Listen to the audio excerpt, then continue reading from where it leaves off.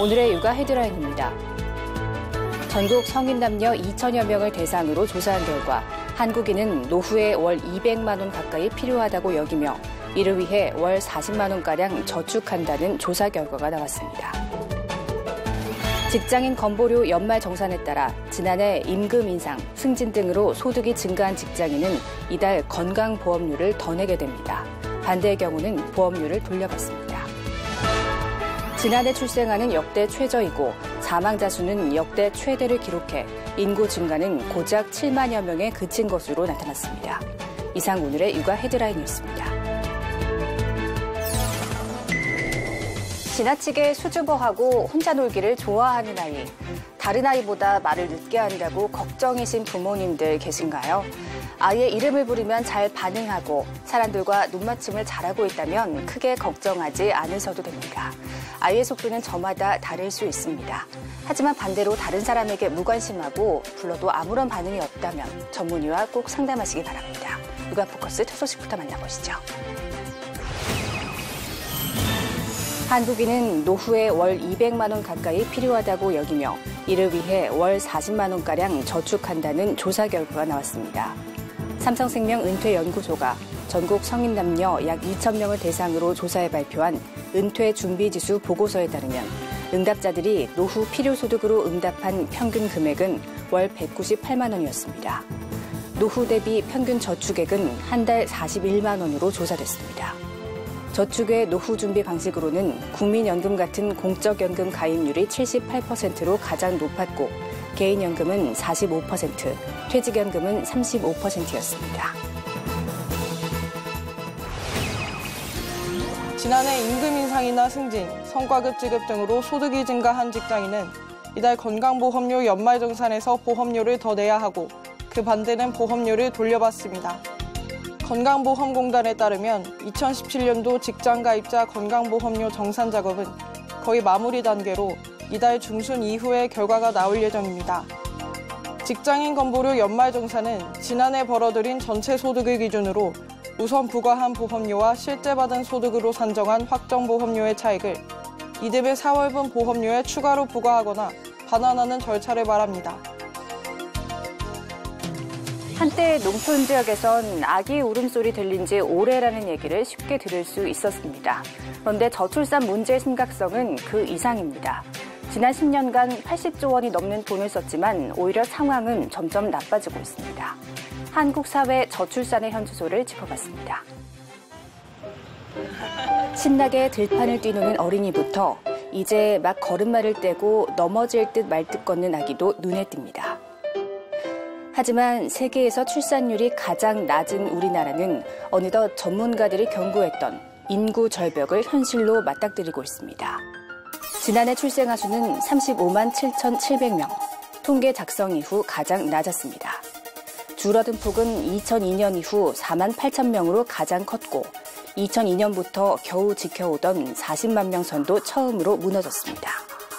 우려되는 건 이런 추세가 더 악화할 것이라는 겁니다. 여성이 평생 낳을 것으로 예상되는 자녀 수, 즉 합계 출산율은 1.05명으로 역대 최저를 기록했습니다.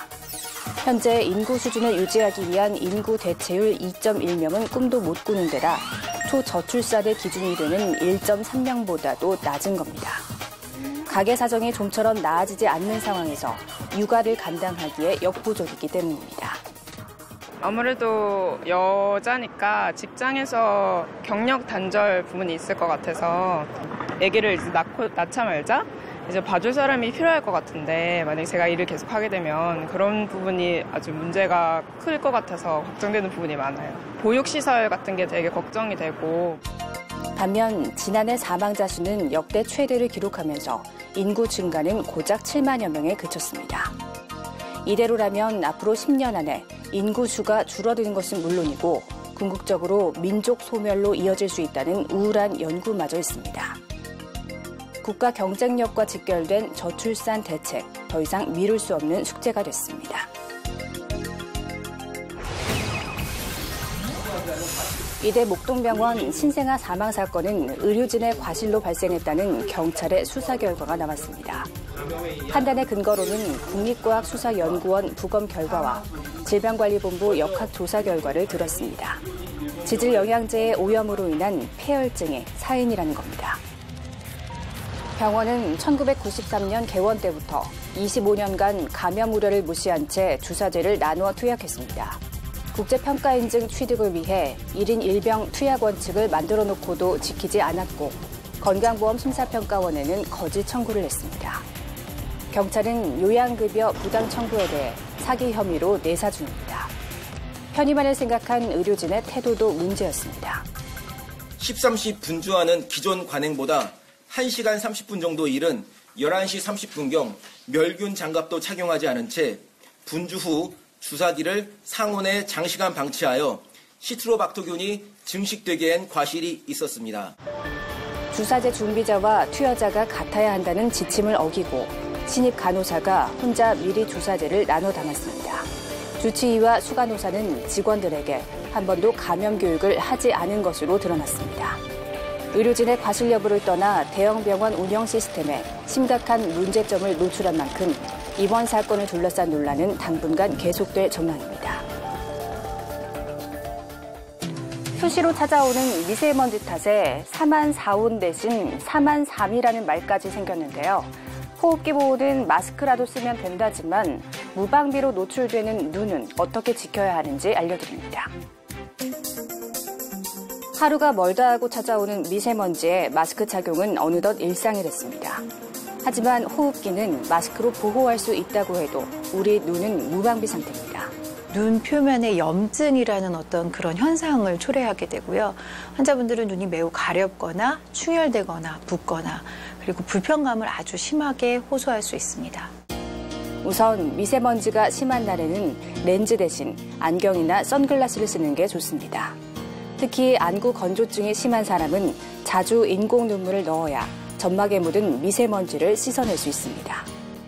세척이 잘 되지 않기 때문에 한 번 쓰고 버리는 렌즈를 사용하는 것이 좋겠고 가급적이면 외출 시간을 줄이는 것이 좋겠습니다.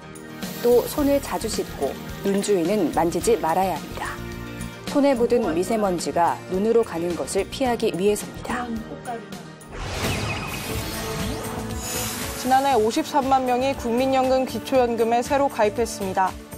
전년보다 40%나 증가한 것으로 2014년 기초연금 도입 이후 신규 가입자가 가장 많았습니다.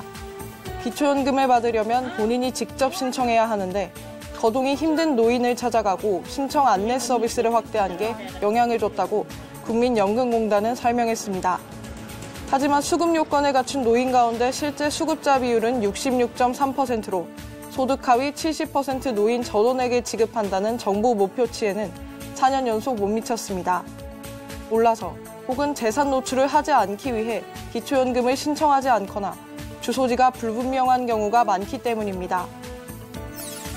고령화 추세로 기초연금을 받는 노인 인구 수는 해마다 늘고 있는 만큼 이런 사각지대를 해소해야 한다는 지적이 나오고 있습니다. 정부는 우선 수급자를 더 끌어들이기 위해 선정 기준은 낮추고 지급액은 늘린다는 방침입니다. 올해 1월부터 단독 가구는 월 소득 131만 원, 부부 가구는 209만 원 이하이면 기초연금을 받을 수 있습니다. 반면 연금 지급액은 오릅니다. 이달 25일부터는 작년 물가 상승률을 반영해 기존보다 4천 원 정도 인상됩니다. 정부는 또 오는 9월에는 대통령 공약에 따라 현재 20만 원 수준인 기초연금액이 25만 원까지 올릴 예정입니다. 아이들의 안전이 보장되어야 할 학교에서 강력 범죄가 발생했다는 소식에 학부모들은 충격에 빠졌습니다. 사고가 날 때마다 대책이 거론되곤 했는데 이번에도 적잖은 문제점이 드러났습니다. 지난 2010년 서울의 한 초등학교에서 일용직 노동자 김수철이 운동장에 있던 8살 여아를 집으로 데려가 성폭행하는 끔찍한 일이 있었습니다. 김수철은 운동장을 1시간가량 배회하며 대상을 물색한 것으로 조사돼 논란이 일었고 이후 정부 차원의 대책 논의가 있었지만 학교 침입 범죄는 끊이지 않았습니다. 2012년 9월 고교 중퇴생이 초등학교에서 야전삽을 휘둘러 7명이 다쳤고 부산에서는 고등학교 교실에 흉기를 들고 찾아간 남성이 여고생을 납치해 도주한 일도 있었습니다. 20대 남성 2명이 초등학교 운동장에서 흉기로 싸우다 1명이 숨진 사건. 지난해 말에는 쫓기던 강도가 학교로 도주해 난동을 부린 사건도 발생했습니다. 안전을 위해 학교에 첨단 보안 시스템이 설치되고 출입자 신원 확인도 진행되고 있지만 강력 사건은 계속되고 있습니다. 이번에도 학교 보안관이 신분증을 받고 기록을 남겨야 했지만 졸업생이라는 말만 듣고 들여보내 논란이 일고 있습니다. 너무나 많이 이렇게 왔다 갔다 편하게 다니는 거 보고서는 좀 그런 생각이 들었었는데 이번 이 일을 일어나니까 좀 되게 걱정돼요. 그렇게 교무실로 들어왔다라는 게 속상하죠. 신원 확인 없이 들어가지 못하도록 사전에 차단을 해야 되고 학교 예산이 뒤처진 상황이었는데요. 안전에 최우선할 수 있도록 바뀌어야 되지 않을까. 소잃고 외양간 고치기 처방에 그치지 말고 전반적으로 점검해야 한다는 지적이 나옵니다. 우리 국민 1명이 쓰는 비닐봉투는 한 해 평균 420장, 독일의 6배이고 1년에 4장 쓰는 핀란드에 비해선 105배에 달합니다. 비닐봉투 생산량도 10년 만에 2배 가까이 늘었습니다. 많이 쓰는 만큼 버려지는 양도 엄청납니다. 서울 지역 재활용품 가운데 폐비닐 비율이 3분의 1 가까이 차지합니다. 유리병이나 캔, 고철, 종이류보다 많습니다. 비닐봉투를 무료로 주는 건 2003년부터 법으로 금지돼 있고 대형마트는 정부와 협약을 맺고 2010년부터 아예 종량제와 종이봉투만 팔고 있습니다. 하지만 동네 편의점이나 약국, 서점, 빵집 등 소매점에선 여전히 그냥 주는 경우도 많아 문제입니다. 서울시가 이런 공짜 봉투 단속을 강화하기로 했습니다. 매장 크기가 33제곱미터를 넘으면 단속 대상이고 적발되면 5만 원에서 30만 원의 과태료를 부과합니다. 장기적으로는 한 장당 20원씩 주고 파는 것도 막아야 한다는 목소리도 나옵니다. 법률로 강제할 수 있는 건 아니기 때문에 자발적 협약의 형태로 먼저 정착이 되면은 법률로서 이런 소매점에서도 비닐봉투 사용을 하지 못하는 걸로. 환경부는 지난해 7월부터 편의점 업계와 비닐봉투 사용을 규제하는 내용의 협약을 추진 중이지만 성과는 아직입니다. 지난해 1인당 사교육비 가운데 가장 많은 비중을 차지한 건 영어 과목. 전체 사교육비의 40%가 영어 교육에 지출됐습니다. 반면 지난 3년간 학교 현장에서 운영되는 영어 프로그램은 점점 줄어든 것으로 나타났습니다. 서울시 교육청이 영어 공교육 활성화 방안의 하나로 원어민 영어 보조교사를 확대하기로 했습니다. 현재 서울 시내 공립초 10곳 중 6곳에 원어민 교사가 배치되어 있는데 내년까지 원어민 교사 100명을 늘려 희망하는 모든 학교에 배치하겠다는 겁니다. 초등학교 3학년 때 처음으로 공교육에서 영어를 배워도 기초부터 차근차근 체험 중심의 방법으로 자연스럽게 영어를 습득할 수 있도록 또 민간 부문에서 우수성이 검증된 영어 학습 콘텐츠를 구입해 학생이 무료로 사용할 수 있는 플랫폼을 구축한다는 방침인데 이에 대해선 우려의 목소리도 나옵니다. 오히려 민간 부문에 뒤지지 않는 공교육 차원에서의 영어 학습 콘텐츠를 강화시키는 게 중요하지 그대로 가져오는 거는 제가 볼 때는 그거는 사교육기관에서 해야 될 일이고. 한편 일각에서는 조 교육감이 그동안 영어 교육 관련 정책을 내놓지 않았던 만큼 다가오는 선거를 의식한 행보란 지적도 제기됐습니다. 정규직 채용 공고를 보고 한 아파트 단지 관리사무소장으로 취업한 A씨는 1년 넘게 일하다 고용 중인 입주자 단체로부터 퇴직 통보를 받았습니다. 계약 기간 1년이 지나 재계약하지 않기로 했다는 겁니다. 1년 단위로 계약을 맺는 근로 형식에 비춰 부당함을 느낀 A씨는 노동위원회에 도움을 구했고 부당해고라는 판정을 받았습니다. 하지만 해당 입주자 단체는 A씨와 한 차례 체결했던 재계약 당시 단체 의결이 생략되는 등 절차상의 문제가 있었고 취업규칙상 정당한 절차에 따라 퇴직 처리한 것이라며 판정 취소를 청구했습니다. 법원은 A씨의 손을 들어줬습니다. 법원은 우선 계약 기간이 끝났더라도 계약 동기와 재계약 기준 등 사정을 종합하면 재계약에 대한 신뢰관계가 생길 수 있으며 이럴 경우 근로자에게는 재계약을 기대할 권리가 생긴다고 전제했습니다.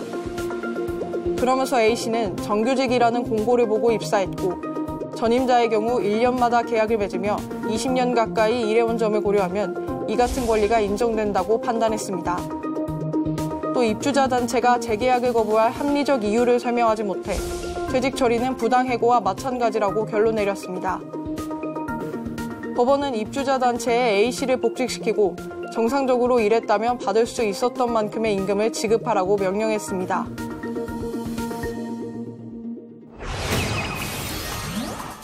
봄 들어 테니스를 치다가 어깨를 다친 뒤 통증이 심해져 병원을 찾은 50대 남성입니다. 가벼운 증상으로 알고두었다가 이른바 어깨 힘줄이 파열되는 회전근개 파열을 진단받았습니다. 처음에는 운동을 하다가 그냥 가벼운 통증이라고 생각을 하고서 운동으로 풀려고 하다가 저녁만 되면 아파서 치면 통증이 너무 심한 거예요. 잠을 못 잘 정도로죠. 이게 통증이 바늘로 쑤시듯이 그 통증이 심해요. 어깨 힘줄은 주로 근육이 굳어있는 상태에서 골프나 배드민턴처럼 손 동작이 큰 운동을 할 때 파열되기 쉽습니다. 팔을 들어 올리기 어렵다거나 잠을 잘 때도 통증이 느껴진다면 병원을 찾는 게 좋습니다. 초기 단계에는 약물 치료나 주사 치료 등 비수술적 치료로 나을 수 있지만 치료 시기를 놓치면 수술까지 받아야 하기 때문입니다. 힘줄 손상이 완전히 진행이 돼서 완전 파열이 됐을 경우에는 힘줄을 서로 이어주는 수술적인 치료를 해야 되는 경우가 있고요. 증상이 재발하거나 악화되는 경우에는 힘줄이 움직이는 공간을 확보해주는 그런 수술적 치료를 하는 경우. 예방을 위해선 운동 전에 등과 어깨 주변 근육을 풀어주는 스트레칭을 해주는 게 좋고 가벼운 무게로 어깨 근력을 키워주는 운동을 하면 도움됩니다. 또 평소 눈높이 이상으로 팔을 움직일 때나 무거운 짐을 들 때 주의해야 한다고 전문가들은 조언합니다.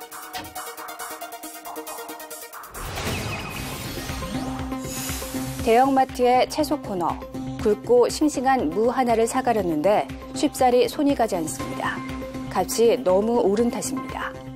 글쎄 물가가 너무 많이 올라서 무 같은 경우는 또 식탁에 안 올라갈 수도 없는데 너무 비싸서 조금 많이 고민이에요. 고르고 또 고르고.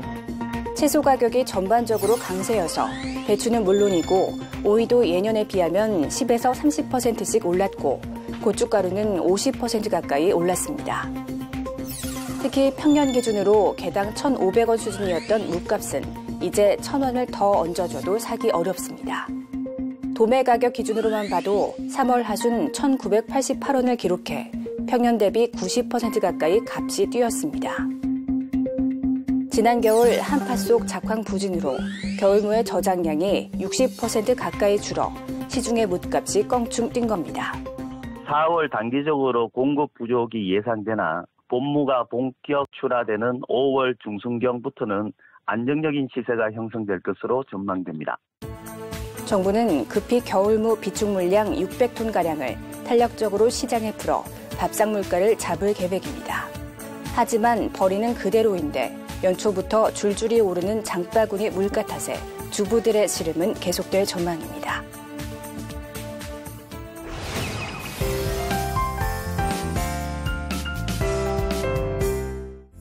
여러분, 언제까지 스마트폰만 보고 계실 겁니까? 우리랑 놀자, 나랑도 놀자. 스마트폰 이제는 멀리 우리랑 놀자, 나랑도 놀자.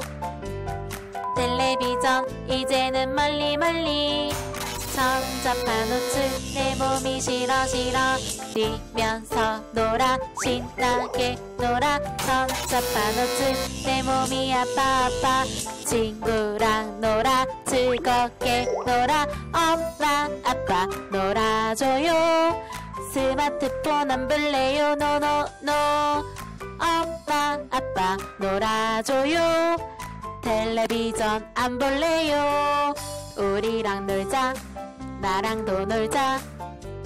스마트폰 이제는 멀리 우리랑 놀자, 나랑도 놀자. 텔레비전 이제는 멀리 굿바이.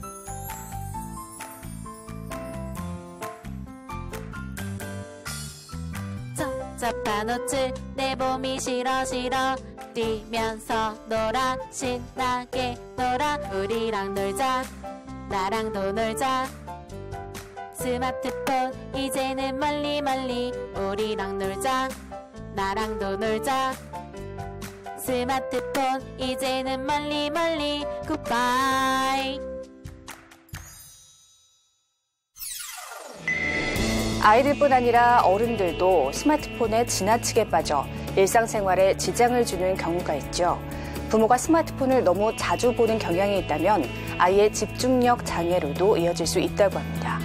아이가 부모가 자신에게 집중하지 않는다고 느끼기 때문에 감정적으로 영향을 받는다고 하는데요.